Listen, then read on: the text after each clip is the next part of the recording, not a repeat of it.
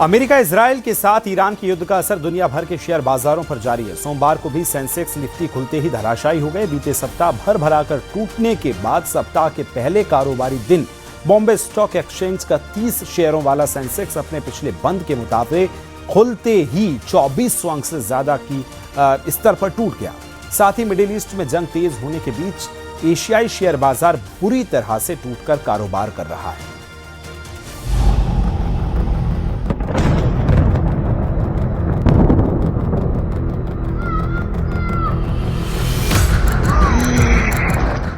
America Israel के साथ Iran के युद्ध का असर दुनिया भर के शेयर बाजारों पर जारी है। बीते सप्ताह तगड़ी गिरावट के बाद सप्ताह के पहले दिन सोमवार को भी सेंसेक्स निफ्टी खुलते ही धराशायी हो गए। जिसका डर था वही हुआ और भारतीय शेयर बाजार में ओपनिंग के साथ ही बड़ी गिरावट देखने को मिली। बीते सप्ताह भर कर टूटने के बाद सप्ताह के पहले कारोबारी दिन बॉम्बे स्टॉक एक्सचेंज का 30 शेयरों वाला सेंसेक्स अपने पिछले बंद के मुकाबले खुलते ही 2400 अंक से ज्यादा टूट गया। तो वहीं नेशनल स्टॉक एक्सचेंज के निफ्टी इंडेक्स ने 700 अंक से ज्यादा की गिरावट के साथ कारोबार की शुरुआत की।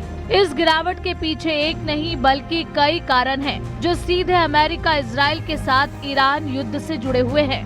इस समय जो अनिश्चितता का माहौल बना हुआ है, खासकर क्रूड ऑयल को लेकर, स्ट्रेट ऑफ हॉर्मुज के बंद हो जाने से, जहां दुनिया का 20% ऑयल उस रूट पे फ्लो करता है, उस रूट से आता जाता है। भारत का लगभग 40-50% ऑयल उस रूट से आता जाता है। तो क्रूड ऑयल को लेकर चिंता बनी हुई, क्योंकि जो कंपनीज शेयर मार्केट में लिस्टेड हैं वो एनर्जी का भरपूर प्रयोग करती हैं।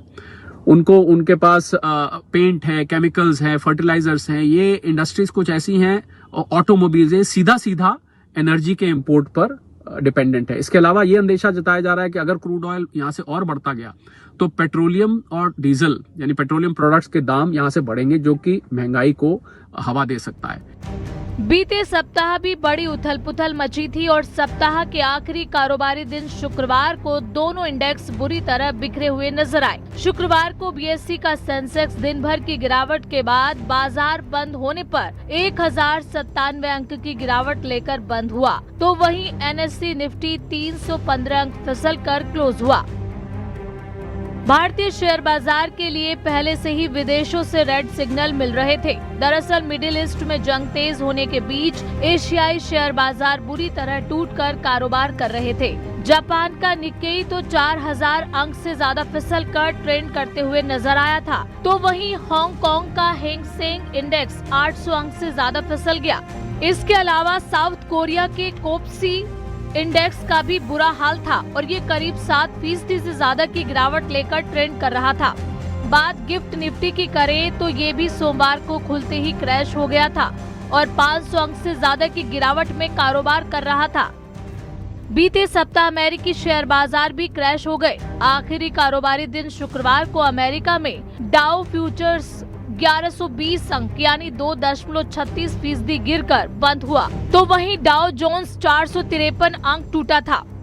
दूसरी तरफ बाजार में दहशत फैलने का सबसे बड़ा कारण अंतर्राष्ट्रीय स्तर पर कच्चे तेल का महंगा होना भी बताया जा रहा है। अमेरिका और ईरान के बीच चल रहे युद्ध के कारण कच्चे तेल की सप्लाई रुकने का डर पैदा हो गया है।